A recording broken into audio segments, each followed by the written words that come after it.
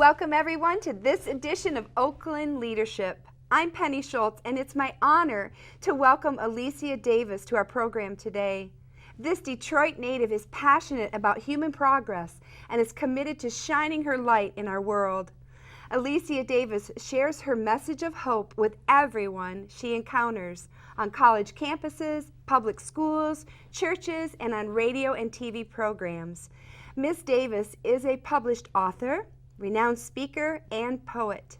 She is also the founder of Esteem Builders Productions. I'm confident you will enjoy our program today. Welcome to the program, Alicia. I'm so glad you're here. Thank you so much. I am so excited to be here. I really appreciate the invitation. It's going to be a very interesting program, and I know you've got a lot to share, but first let's talk a little bit about you and your family. Well, I am, as you said, a native Detroiter, and I lived in Detroit my whole life up until the time I got married. And my wonderful husband, Benjamin, because of him, I'm now a resident of Pontiac, Michigan. And we attend Auburn Hills Christian Center, and we do love spending time with our extended family, but we love traveling the world together. Nice. And, just making a difference in our world. So it's so good to hear that you're always on the move. I know you're a busy lady, and when I called you to see if I could interview you, you said, yes, I would love to be a part of this. Absolutely, absolutely. We don't want to miss any opportunities here, especially to sit with you. So this is good. You are founder of Esteem Builders Incorporated. Can you tell us a little bit about that, Alicia? Oh, wonderful. Yes, Esteem Builders Productions Incorporated. We have the mission to promote products and performances that build up the mindsets of others for the betterment of society. So we want to encourage people to grow. We want to encourage people to progress through the art of spoken word poetry and fine art. So what we produce is just empowering products to help grow society. And what empowered you or gave you the passion regarding racial reconciliation? How is it that you came to be such a voice for that? Well, yes, racial reconciliation became a focus of mine. I had been writing poetry for over 25 years, but it was in 2006 where I needed healing. Now, let me back up a little bit. Okay.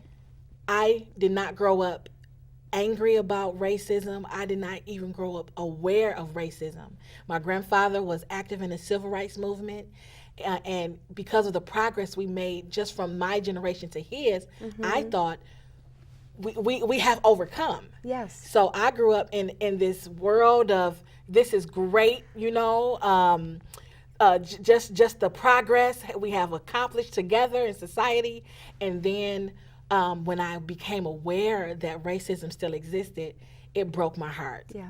And it changed my character because I was angry that some of the problems were still being perpetuated.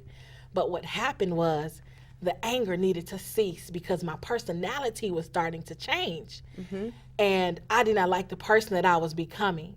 I was not recognizable to my own self, to my twin sister, to my other siblings, to my parents. My personality, I just became dark. This was totally out of character for me. I was very joyous. I was a very joyful person. So I got tired of the darkness. I literally got tired of the shift in my personality that was not conducive to my growth. So I had to, honestly, I prayed for myself. Right. And I said, Lord, I mean, you've healed me in other areas in my life with the spoken word poetry. What about this area? I know you can do something in this area. And later on, maybe some months later, that's when my first racial reconciliation poem came to me, and that started me on my path of promoting racial reconciliation, even at a time where people thought it was not even necessary.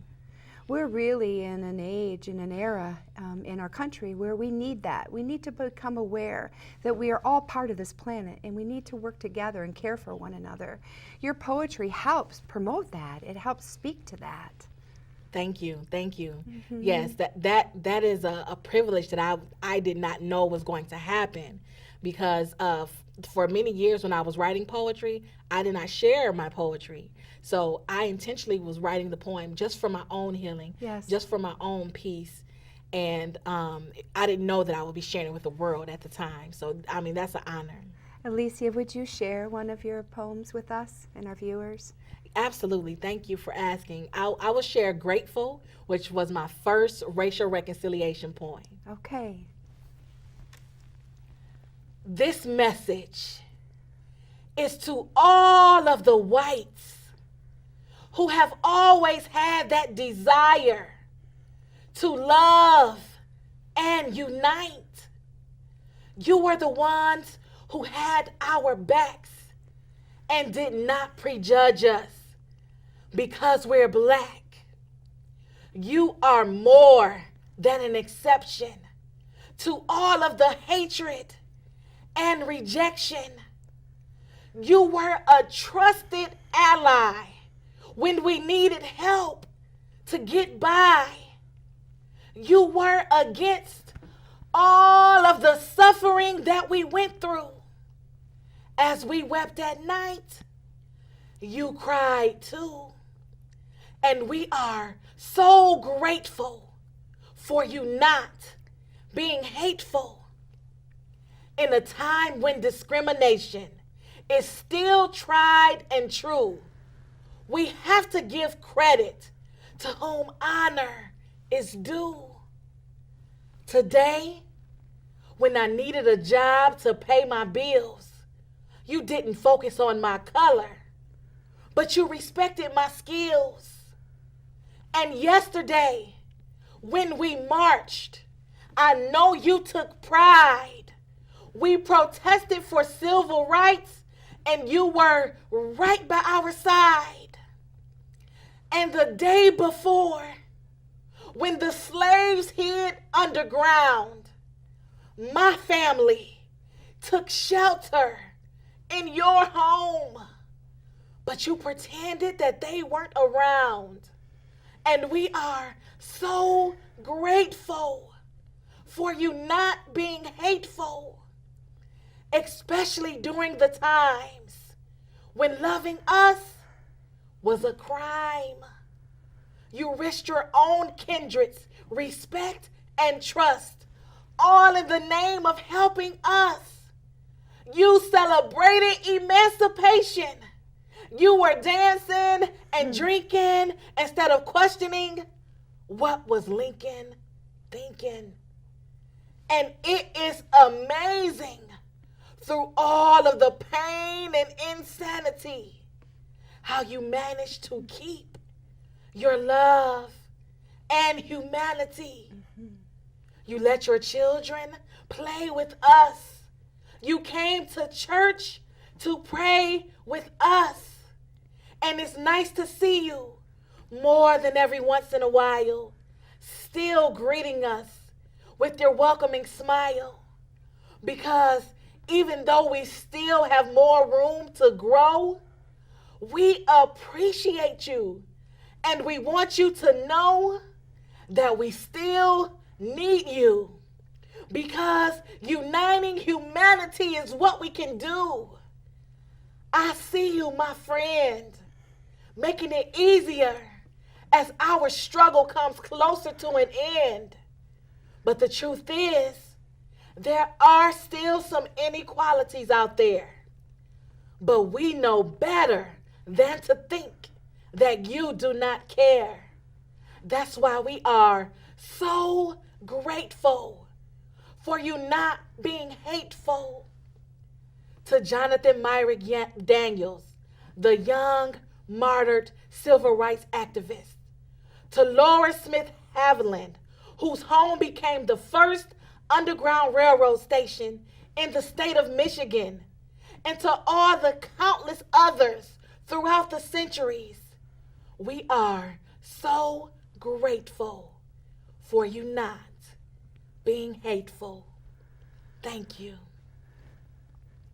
Thank you.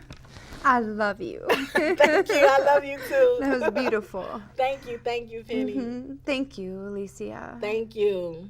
I am amazed that God gives you the words to speak out so boldly, but with so much heart and so much compassion.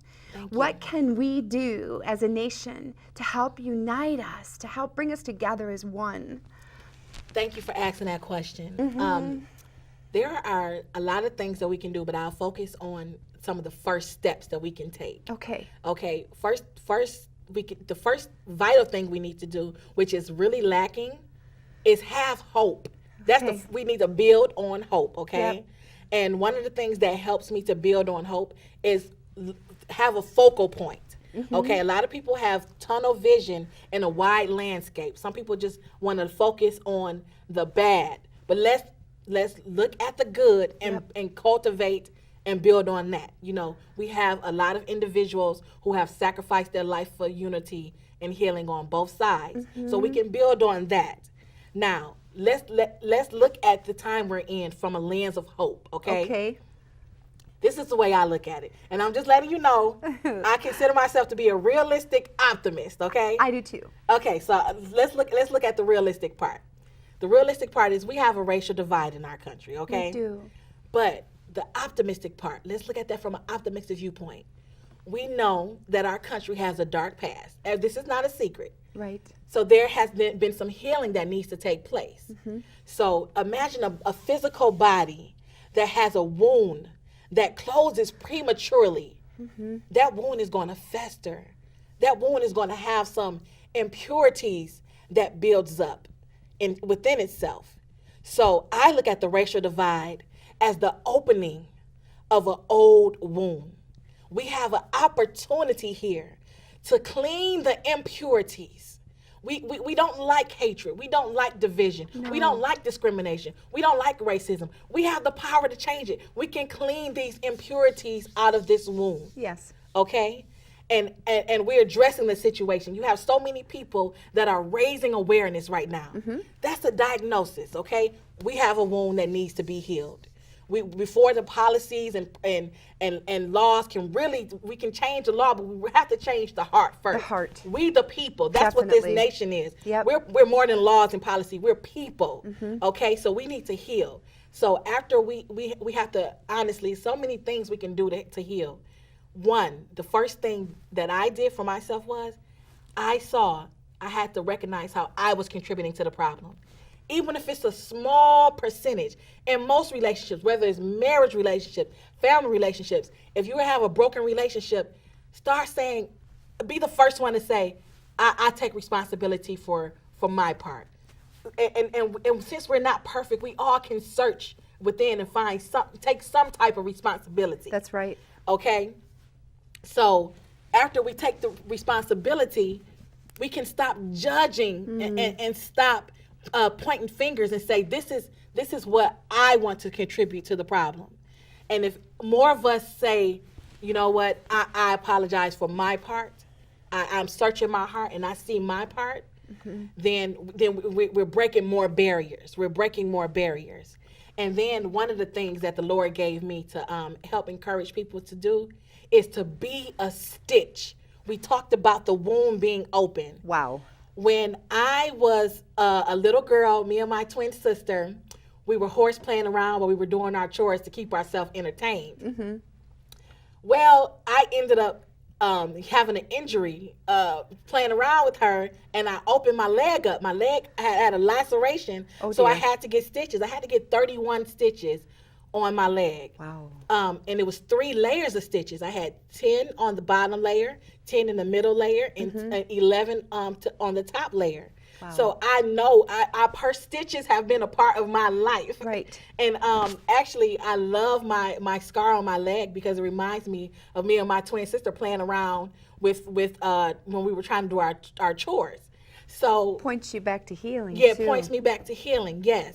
So the thing is, we all need to be a stitch in this racial divide. We can come together and suture this divide person by person however many millions of people, however many millions of stitches we need, it's we all can do something to heal this divide. Yeah. We can't just say you're the leader, you do it. You don't. There's not a leader without people. We have our part.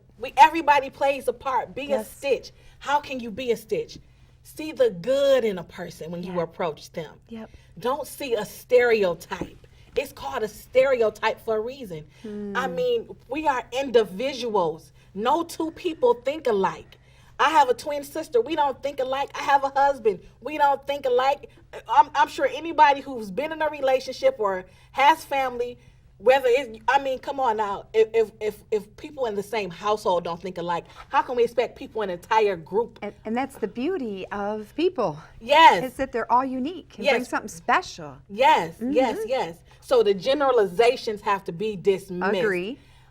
We can't take the convenient route of just trying to look at someone and say, oh, well, this is who they are because this is what they look like, or this is the zip code that they live in. We have work to do. We do. Our ancestors and every generation have done work, and it's our time to do the work. And we, to me, even though it takes courage to get to know someone, this is if I had to choose a generation to be in our line of progress, this might have been the one that I would choose. I like that. Imagine your grandfather. He would think, good job. That's beautiful. Oh, Alicia, this you've got a shirt on today, says From Hatred to Healing. That is the title of your book. Yes. How can you tell us a little bit about how this book got written and how we can get a copy of it? I love it. I've got one for myself, and I shared it in my office yesterday, and people are just encouraged by your writings. From Hatred to Healing came about when I started writing more and more racial reconciliation poems. Did the poem that you read come from this? Yes, Okay. that's a part of the book, and I knew the answer to that. I got it marked, but I wanted you to tell people. Yes. It's called Unite and Conquer. That's on page 13. Well, the one I read was Grateful. Oh, okay, hang The on, one I I'm going read to find was it. Grateful. You got to read page 13, Unite and Conquer Unite and also. Conquer is a powerful Grateful one. is found on page 5. Thank you. But the healing did not happen at once. It was a continuation Yes. of just unpacking and, like I said, cleaning out those impurities that was in my own heart. It was a Right. process. Right. So as I went deeper, I was writing more poems, and I had the idea to just compile all of my racial reconciliation poems together to help someone else heal. So we can go as a country from hatred to healing. Right. And how do I get a copy of this? What's your website? Oh, my website is aliciadavis.com. The book is also available on Amazon, if some people prefer Amazon as well. Okay. And you also, we can get a hold of you anytime through your website, right? Yes, There's a link yes. there. Okay, good. I want people to know that because this is a seed that's getting planted today, and I want it to grow and have fruit. And part of that is we all do our part, like you're saying. Get involved in the process. I want to go back to your grandfather. You learned a lot from him, didn't you? Yes, I did. Yeah. How was that relationship when you were a child? What was one of the most important things that you learned from him? Wow. Well, I had the honor of being raised by my grandparents. And my grandfather instilled work ethic in my life Yes. at a very young age. I remember being 4 or 5 years old, just playing around the house, and I would do something that my grandfather didn't like, and he would say, see, if you were on a job, they wouldn't tolerate that. This is how you have to do it if you were on a job. That's wise. But I didn't even know what a job was. Sure, you're young, but I that's was wisdom. young, but I mean, literally just letting me, because he was a supervisor on his job, and he was a senior Oh. pastor Yes. at his church, and he was the head of his household. So he was on leadership mode everywhere he went. And so I got a chance to see how leaders think and how they're always aware of their influence no matter where they are. So And do you carry that same awareness of your influence? yes, I try to. I try to. I see it. Thank Tell you. us how some areas of your circle of influence, how you're affecting them Well, and how you're reaching them. You're going to college campuses, you're going to schools, churches. Tell us Yeah. a little bit about that. yes, thank you. Well, I like to do keynote performances, or I'm sorry, performance keynotes, where I share captivating spoken word poetry, so I can help people heal in an artistic way, where they can where they can process what they're going through, because we're all human. They might not have the same identical problems that I have, but we are affected sometimes in similar ways. So, like you said, I go to different universities, churches, schools, conferences, and I just wanted to share opportunities to let people know that, one, there's hope. Two, you have the power to change. Right. You can overcome your situation, and just be patient with yourself. So that's what we have to do with one another as we heal our country. Yes. To just be patient with one another. Love is patient. Love is kind. And we always say that the world needs love. What does that look like? What does that sound like? Be patient with people that you don't know and you don't understand as you get to learn about them. That's beautiful. And that's something we all need to know. It's something we need to live our life each day. There's some areas that we haven't covered that you want to talk about and go into a little bit. Oh, I'm sorry. I thought we did cover them. We have for the most part, but might be some other topics about how people can find out how to start with you, to work with you. If they say you're in a neighborhood and you're feeling that you're not making a difference, how can you speak into the life of young people, much like your or grandfather spoke into your life? What would you tell them how to get started, how to just get off the ground with this? Yes, well, there are people and everyone has a circle of influence. Let's start with that. Okay. Everyone has a circle of influence. Yep. We have we call them passerbyers, but honestly, it's somebody you have the potential and the opportunity to influence. Yep. And it starts with something very simple. You can just start by saying hello, and then the conversation can pick up from there.